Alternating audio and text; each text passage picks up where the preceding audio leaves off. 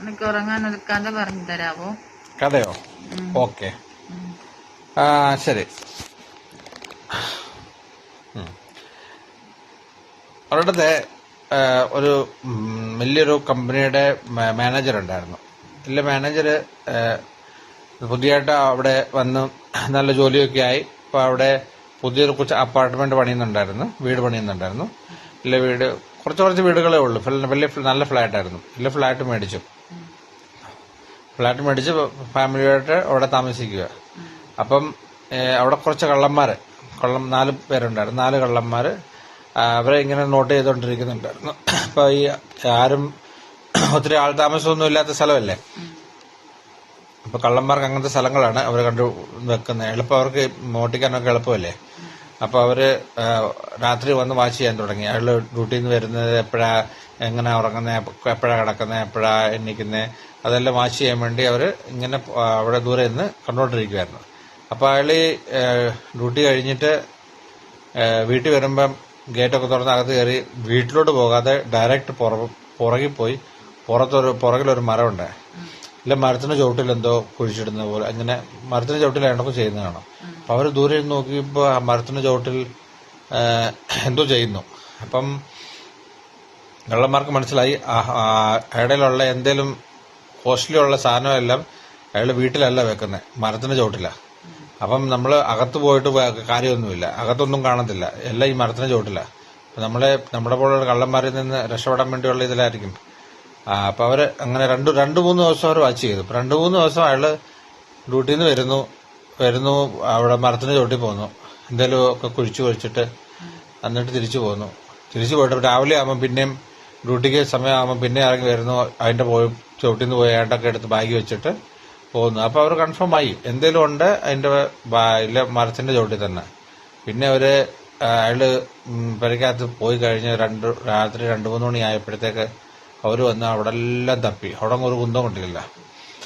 പിന്നെ അങ്ങനെ പിറ്റേ ദിവസം നോക്കിയിട്ട് ഒന്നും കിട്ടിയില്ല. അപ്പൊ അവര് പറഞ്ഞു എന്തോ ഉണ്ട്, എന്തോ ഒരു കോസ്റ്റ്ലി സാധനം അവര് വെക്കുന്നുണ്ട്, പക്ഷെ എന്തോ എവിടാ വെക്കുന്നതെന്നൊന്നും അറിയത്തില്ല. അപ്പൊ അവര് 4 പേരും ഒരു സെയിൽസ്മാന്റെ വേഷത്തിൽ പിറ്റേ ദിവസം അവരുടെ വീട്ടിൽ ചെന്നെത്തി. അപ്പൊ അയാള് സെയിൽസ്മാൻ എന്ന് പറഞ്ഞ് വർത്താനമൊക്കെ പറഞ്ഞ് വീട്ടിൽ ഇരുന്ന് വർത്താനമൊക്കെ പറഞ്ഞപ്പോ പിന്നെ കുറച്ചു നേരം കഴിഞ്ഞ് ഒരു കള്ളൻ പറഞ്ഞു, ഞങ്ങള് സെയിൽസ്മാൻ അല്ല, ഞങ്ങൾ കള്ളന്മാരാണ്. ഞങ്ങൾ നിങ്ങളെ ഒത്തിരി ദിവസമായിട്ട് വാച്ച് ചെയ്യുന്നുണ്ട്, പക്ഷെ നിങ്ങളില്ല മരത്തിന്റെ ചുവട്ടിൽ എന്തോ കുഴിച്ചിടുന്നുണ്ട്. അപ്പൊ ഞങ്ങൾക്ക് ഇന്ന് അറിയണം നിങ്ങൾ എന്തോ കുഴിച്ചിടുന്നത്, എവിടെ കുഴിച്ചിടുന്നത്, എന്തോ കുഴിച്ചിടുന്നെന്ന്. അപ്പം അയാള് ഭയങ്കര ചിരി. എന്നിട്ട് അയാൾ ഉറക്കെ ഒത്തിരി ചിരിച്ചു. ഇവര് പറഞ്ഞു എന്ത് പറ്റി, എന്താ ചിരിക്കുന്നേ? അപ്പൊ അയാളോട് നിങ്ങൾ കണ്ടത് എന്തോ ഞാൻ പറഞ്ഞുതരാ.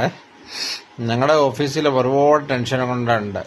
നമ്മുടെ ബോസ് രാവിലെ തൊട്ട് ചീത്ത വിളിക്കുകയും നമ്മുടെ കലിക്കുമായിട്ടുള്ള വഴക്കുണ്ടാക്കുകയും നമ്മുടെ ടെൻഷനും നമ്മുടെ പണിയുടെ ടെൻഷനോ അതുപോലെ നമ്മുടെ രാവിലെ തൊട്ട് ഉള്ള വർക്ക് ലോഡ് എല്ലാം കൂടി നമ്മുടെ തലമണ്ട ഇങ്ങനെ പറഞ്ഞിങ്ങനെ ടെൻഷൻ എടുത്ത് ഇങ്ങനെ വരും.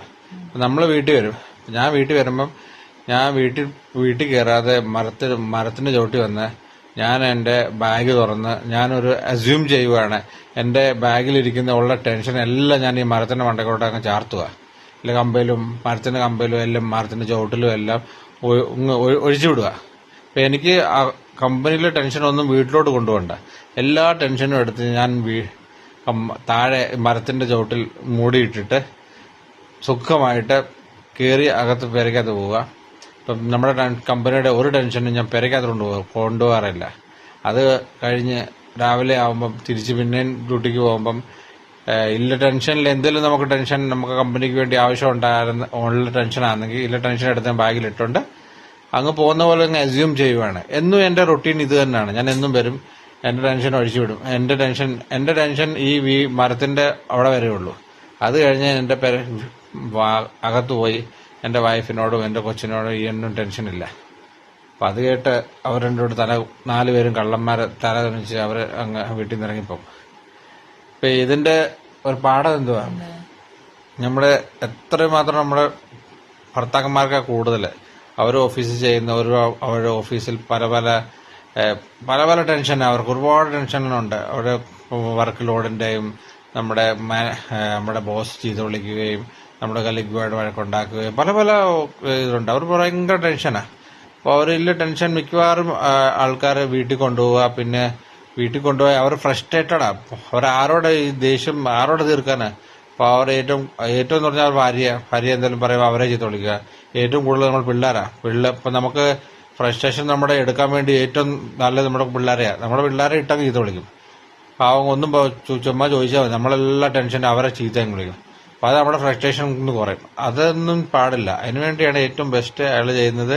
നമ്മുടെ ടെൻഷൻ എല്ലാം വെളിയിൽ ഉപേക്ഷിച്ചിട്ട് നമ്മൾ അകത്ത് പോയി നല്ലപോലെ ഫ്രഷ് ആയിട്ടിരിക്കുക. അതുപോലെ തന്നെ വീട്ടിലും വൈഫിനും ഒരുപാട് ടെൻഷനുകളുണ്ട്. അവരും അതുപോലെ ടെൻഷൻ എല്ലാം മറന്ന് ഭർത്താവിനെ കുഞ്ഞുങ്ങളുമായിട്ട് സുഖമായിട്ട് ഇരിക്കണമെന്ന് ഇതാണ് ഇതിന്റെ മോറൽ സ്റ്റോറി. അപ്പൊ എങ്ങനെ ഉണ്ടായിരുന്നു?